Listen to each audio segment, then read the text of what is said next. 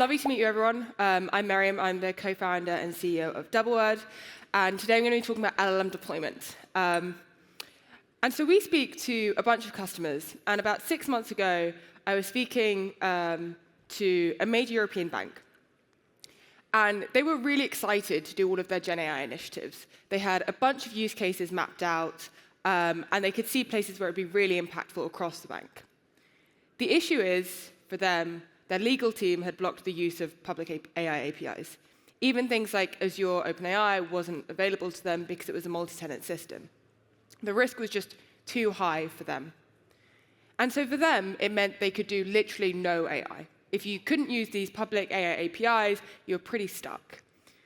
And they're not alone. This happens time and time again, not just in regulated industries, but across the board, of people that need to deploy LLMs and AI models, aren't able to use public AI APIs, and instead need to figure out how to navigate that LLM deployment journey by themselves. So that's what we're here to talk about. Not Gen AI hype, but the hard stuff behind how you actually go about deploying these LLMs in production environments, doing it yourself, and owning your AI stack, and what that looks like. So what we'll cover, I'm hoping that we will take away 4 main things from today's session. Why some people struggle with API-based AI. This isn't everyone, but for some it leads to big issues. What self-hosting AI actually means, when it's the right choice, and also when it's not the right choice, and what it really takes to make it work. There's a lot of stuff in the what it takes to make it work, so I'll try and give some highlights for people to take away. But first, hi, I'm Meryem. I don't know how good ChatGPT has done at recreating my likeness, but there we go. I'm the CEO, co-founder of DoubleWord. We're a self-hosted inference platform for enterprises, specializing in on-premise and VPC deployments. And if you like to chat AI deployments, come find me afterwards. That QR code takes you, I think, to my LinkedIn if you want to say hi, but I'll pop it on in the end as well. I'm going to make an admission, which is that this actually isn't my first time giving this talk. I think it's actually my 4th, maybe 5th time giving this talk. And that might seem like I'm being really, really lazy and reusing the same talk over and over again. And when I first started, I was trying to be lazy and reuse the same talk over and over again. But unfortunately, things change so quickly in the LLM deployment world that I've had to completely rewrite this talk every single time. I first gave this talk at KubeCon in London in April 2024. There, my focus was essentially, what is the 0 to 1 that you need to be able to get LLMs working? I then did it again in KubeCon in San Francisco in November 2024. The subject matter changed so much that it was a completely new talk, based, in that case, around how do you scale LLM deployments. I then did it in April 2025 at LLX3 London. There I was focusing on how you build highly scalable systems when you're doing LLM deployment. And here we are again. So it's a brand new talk, but with the same title, and I hope it's valuable. So I'll start with what is self-hosting. I'm going to do a little bit of audience participation, so please don't let me down. Put your hands up if you know what self-hosting is. Like if I was to say self-hosting an AI model. OK, great. Put your hands up again, sorry. Keep your hands up if you've actually tried to do it, maybe with Ollama or VLLM or something like that. OK, actually non-insignificant. Cool, that's really helpful. For everyone else who doesn't know what self-hosting is, hopefully you would have heard of things like OpenAI and Anthropic and these AI API services. So I'm going to define what self-hosting is in relation to these hosted AI API services. So this is a typical picture of what it looks like if I'm interacting with an AI model that's deployed on, let's say, OpenAI.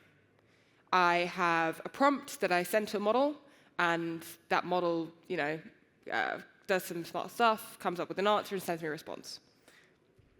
Now, what I've tried to highlight in these different colors is where the model sits and who owns that IP and that information. So on the left, I have what's in my own kind of 4 walls as an enterprise. I have my prompt that I send outside of my environment. I get a response.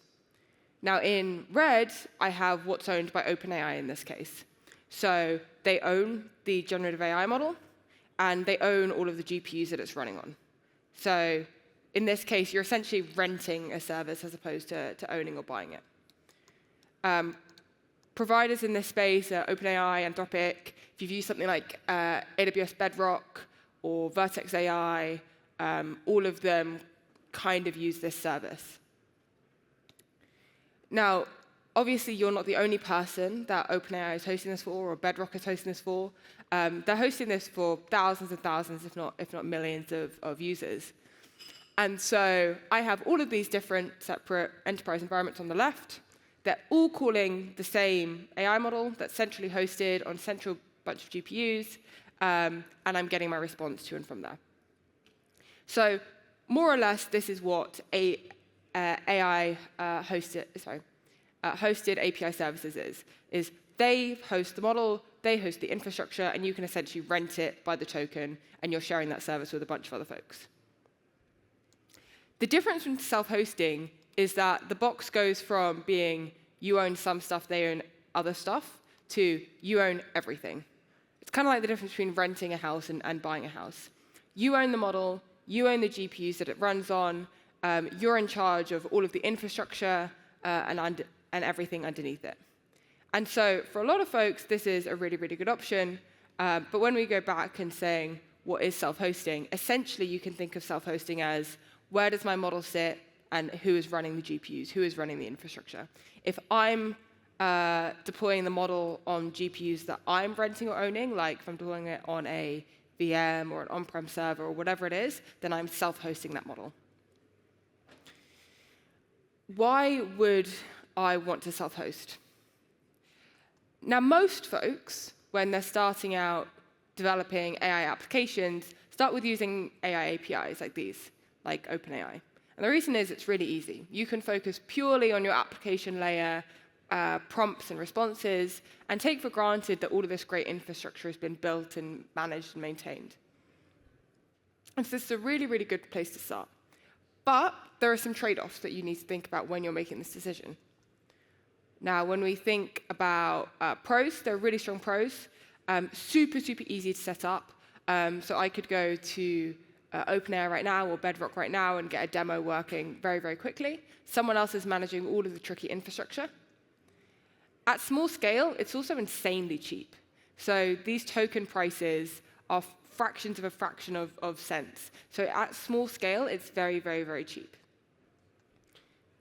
The downside is you're sending data to a third-party environment. Even when it's on AWS Bedrock, it's still a multi-tenant system.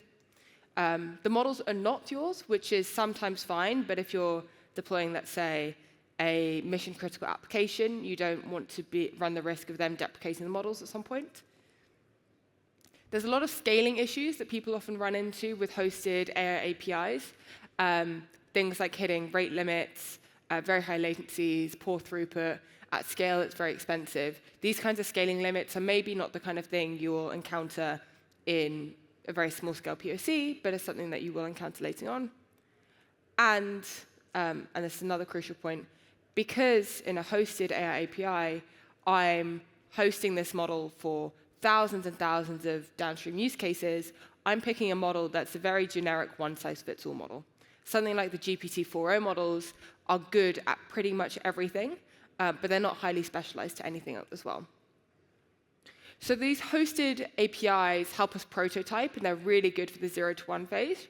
But shipping to production, that's another story, and that's typically when we see people moving from hosted APIs to self-hosting.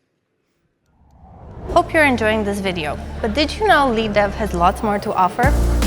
So webinar, podcasts, I even like articles, conferences, events, and most importantly, community. And even thinking about like process, tech, and people, which is how Lead Dev website is laid out, I really think this is the #1 learning platform for me as an engineering manager. Don't forget to check out leaddev.com.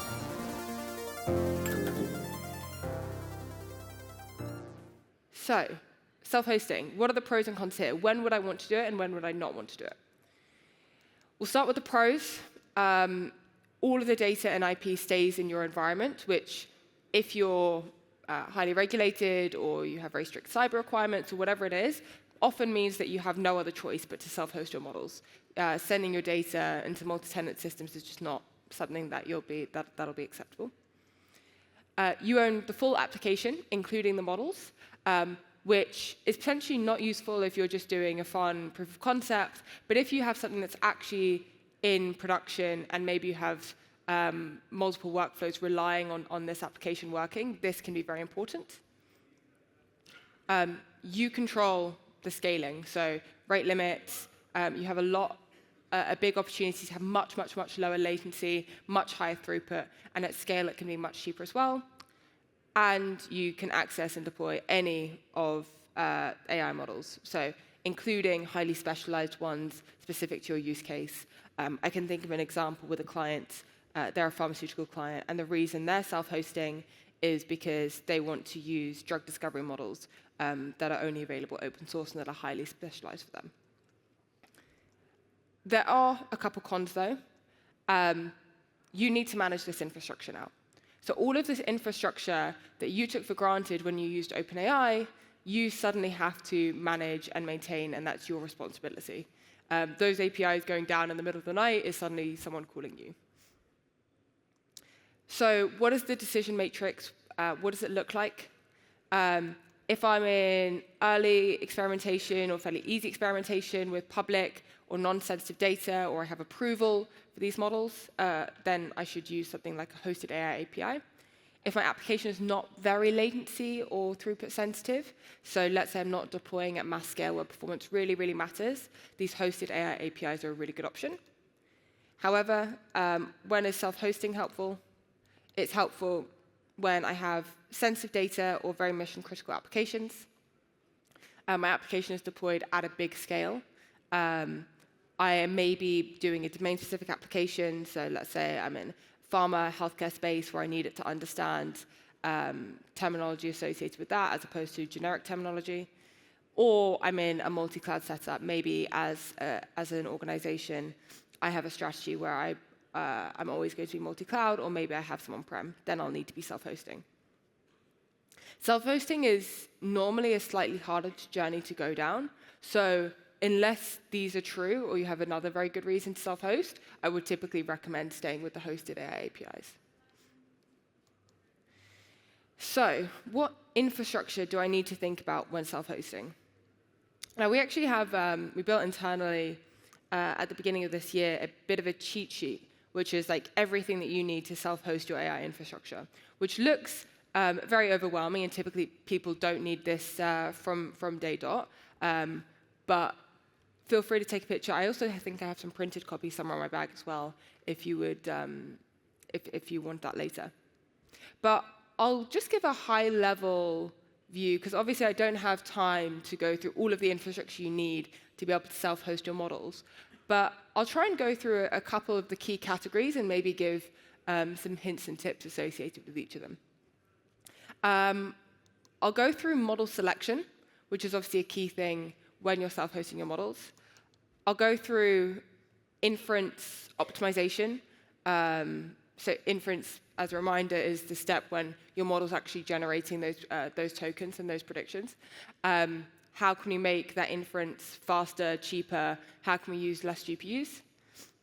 And then I'll also go through some other things that people tend to forget when they're deploying these models for the first time. Let's start with some kind of tips, tricks, and advice when it comes to model selection. How do I decide what model is best for my use case? Now, this is actually a fairly hard problem, and is not really a problem that you necessarily have when you're using the hosted AI API providers, because if I'm using something like OpenAI, I have a choice of like 3 different models. If I'm self-hosting, I have a choice, if I go on Hugging Face, which is the repo for open source models, I have the opportunity to deploy hundreds of thousands of different models, which is a lot. How do I know which one is best for my use case and I should actually try and deploy? I have some general rules of thumb around this, which I'm very, very happy to share. The first one is that you need to pick an open source model, normally. And the reason why is because you want to deploy it in your own environment, and you want to own that model, and you want to own the deployment. So if I pick an open source model, and there are fantastic ones available that really rival the top closed source models, something like Llama, Mistral, Gemma, DeepSeek is open source as well, and there are other providers as well. If I limit myself just to looking at them, then I know that I'll actually be able to self-host it. Secondly, I need to think about which models, which of these open source models do I want to deploy. Typically, my advice is you just pick whatever the best model is of that particular size. So typically, the constraint that you have when you're deciding to open source is a constraint around hardware or cost, which are kind of the same thing. So if I'm deploying one of these models, I probably know something like I only have L4 GPUs available to me to deploy them, or I only have A100 GPUs available to me, or I have loads of hardware and I can deploy on the latest generation H100s or B100s. So what my general advice is you just pick whatever the best model is that will fit on your hardware and will give you the required latency and throughput that you need. Another question I would ask is it widely supported by common infrastructure? I'll come on to that later. The answer is typically yes if you're picking the best one of a given size. And finally, create a shortlist of, let's say, the 4 or 5 best models in that kind of size range, and systematically test it against your use case, including adding things like RAG and prompt tuning, and just experiment and see which is the best for your particular use case. And something that you can do to actually go through this process is if you go on a website called LM Arena. Now, hands up if you know anything about like chess ELO scores. I feel like this is a room of people that play chess. No? Okay, actually, no, that's surprising. So in chess, you get an ELO score, which essentially tells you how good you are. And you compete against various players of different ELO scores, and the ELO score tells you like your relative probability of winning. The open source community has done pretty much the exact same things with models. It has models go up in blind tests of users sending requests, and they get 2 responses from 2 different models. And the users can then pick which model they think is best for the given use case they do. And this happens thousands and thousands and thousands of times. I think you can see in the columns that says votes the number of times this happens. And this happens on a website called LM Arena. It's a really, really fantastic resource. And when we're thinking about what is the best models for my use case, so when I go back to this checklist, a way that I can figure out what model to pick is I can go onto the LM Arena, and I can look at the following things. So at the top, I can look at what task do I care about. So I care about some kind of text task. Maybe it's some kind of reasoning text generation. I then maybe look at the model size, which is normally included in the model name, although not always, but normally included in the model name. I can filter by the organization that I want. So for example, some of our clients will only allow models provided by kind of NATO allies, and so you can filter out things like DeepSeek or Qwen. I then also want to filter out by whether or not it's open source, so I can look, is it an Apache license or an MIT license or something that I know I can use permissibly in my organization. And I essentially do this, and I pick, OK, I'm going to pick 5 different models, and I'll experiment between them, and that's what I'm going to do. When I mentioned before about you pick the model size based on the hardware you have available, I've also included a QR code to a model memory calculator. And what this does is this takes the size of the model, it's open source, the size of the model that you want to deploy, and tells you what GPUs you need to deploy it on, which is a very, very handy thing as well. So I can use this to find the model that I want to deploy if I'm self-hosting. If this doesn't work, and so let's say I've done all of this and I'm not actually getting the results that I need, I'm not getting the quality of application that I need, often the next step is fine-tuning. I'm going to skip very, very quickly through this. But when do I want to fine-tune? Specifically, I want to fine-tune when I need domain-specific tone. and maybe I need it engineered specifically for my use case, or maybe I need better performance on edge cases. I'm going to skip the types of fine-tuning, but I would recommend using the middle one, which is LoRa or QLoRa fine-tuning, if you ever get into it. And there's a bunch of best practices as well. I think my slides will be available later as well. And so this fine-tuning step is really valuable if you've gone through all of these steps of picking a model and you're still not getting anything good enough for your use case. And here's the kind of accuracy difference that you can get. So this is from a company called Predibase. For a particular task, so this something isn't generalizable, but for their particular task, for a Llama 11 billion parameter model, they got twice the accuracy on a particular, I think it was chart reading task, when they fine-tuned it versus when they had a base model. And then when I said earlier of you need to make sure this is compatible with like generic infrastructure, make sure you have an inference engine that can run this model.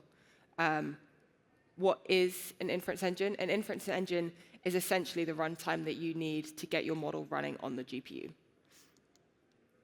So I'm going to very quickly talk about inference optimization. So I just mentioned inference engines, and at the beginning, I asked a couple people whether they had used Ollama or used something like the LLM. And there's a question of how do I actually get these open source models once I pick these models running on my GPUs. A really, really popular choice is something like Ollama. It's very, very easy to use. It's a kind of, you can download models on your MacBook and get it running there kind of thing. But this is a non-production type of runtime, good for like consumer hardware like a Mac, but definitely not something that I would put into production in AWS, for example. Or I can use a production-ready inference engine like VLLM, SGLang. We also have our own one as well, and use others that is production-ready, high performance. And almost all of these are fairly easy to use as well at this point as well. And each of these different runtimes have different optimizations that are applied. So the inference engine choice does matter a lot. So this is a graph comparing the performance of VLLM versus the native Hugging Face runtime, which is a popular runtime as well. And VLLM, just because of the optimizations it uses, has dramatically lower inference times, which translates to better user experience and lower costs as well. In our own inference engine, we have a bunch of optimizations that we put into place. I'll very quickly explain just one to show the realm of the possible. We use something called speculative decoding. And to explain what speculative decoding is, it's helpful to think about how models actually make predictions or generate tokens. And the way they do it is they essentially just predict the next word or next token. So if I give my model something like the orange cat, my model will then try and predict what the next word is likely to be. So the orange cat ate, and then maybe my, and then maybe dinner. And it will try and generate these from scratch. But something interesting about language models is they're actually much faster at checking whether the word that has been generated is what it would generate than generating themselves. So it's faster at checking than it is at generating. So something that you can do, for example, is deploying a small model and a big model. If you deploy a small model, you can get the small model to run the predictions, which is much, much faster. And then instead of getting the large model to generate all of the time, you instead get the large model to check the answers of the smaller model. And there you get much, much, much faster inference on fixed hardware. Here's some of our results from a paper that we wrote about this. We have the highest tokens per second for a 13 billion parameter model, about the same as like a 1 billion parameter model on a different runtime. So getting the runtime right really matters. And I would say you want to be building this, the app, not the infra. So work with just state-of-the-art inference engines like VLLM, SGLang, our own, or whatever, to optimize the inference for you, because there's a lot of great tricks that you can use, but you just need to know they exist. I'll very quickly, I mean, here's essentially the things that people forget. I'll mention a few of them, of things that get missed all of the time that people end up realizing later on. Things like logging, monitoring, alerting, various model approval processes, things like chargeback systems if you're hosting these models for a lot of teams. This is infrastructure that you need to build that often gets missed that I'm happy to talk about later. So what does this actually look like? I can give you an example of a hypothetical customer who looks somewhat similar to one of ours. A CTO of a health company, bringing all of the learnings from our talk together. She's in a highly regulated environment. She's in healthcare. She's building an internal AI assistant. She wanted to use OpenAI, but cyber killed it, and she was struggling with rate limits. So she moved to self-hosting. And that is a perfect profile of someone that should be self-hosting their models. And what she did right is, and wrong, is she built with infrastructure that took too long to swap different models. So she didn't try as many models potentially as she ought to. But she ended up picking a good model and deployed it with quantization. She used fine-tuning because the performance wasn't there. But she didn't use caching. But then she fixed it with a proper inference engine and metrics. And so this is like a typical journey of what someone might go through. So some takeaways. LLM deployment isn't a toy problem anymore. If you're working with highly sensitive data and need control over costs or care about sovereignty, self-hosting is pretty much the only option that matters. You need more than just the models. You need more than just your open source model. You need infrastructure, security, and governance. I would highly recommend not building everything from scratch. It's a really early space, and you want to be focusing on building your apps, not your infrastructure, and start small. I always like to give a what should I do next, given the type of track this is today. So I would suggest going back when you go back tomorrow and going through the following steps. So I've given a framework to think about when self-hosting is right for you. Think about if self-hosting is in your future. Maybe it's not now because you're not coming across these issues, but will it be at scale, for example? Do you think you'll have applications that will be at scale, will be low latency, those kinds of things? Map your gaps if you do need to be self-hosting, whether that's team skills or governance or infrastructure. What don't you have yet?